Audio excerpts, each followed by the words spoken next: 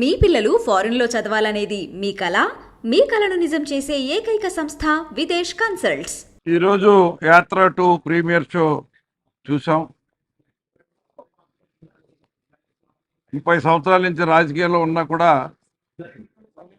చాలా అంటే ఆ సినిమాలో ఇమ్మెర్స్ అయ్యి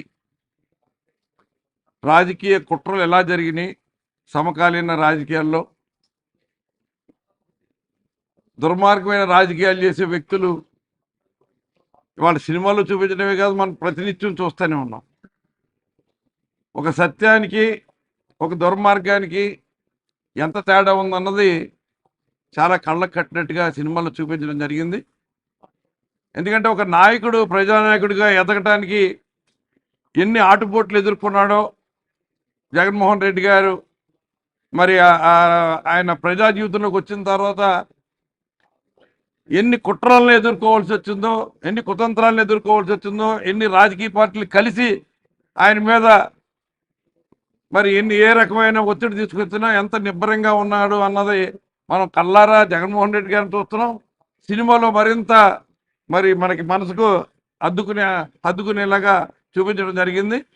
మరి వాళ్ళ ఒక సినిమా చూసినట్టుగా లేదు, ఒక యథార్థమైన జరిగిన సంఘటనల్ని మళ్ళీ ఒకసారి మనం మన్నం చేస్తున్నట్టుగా అనిపించింది నాకు.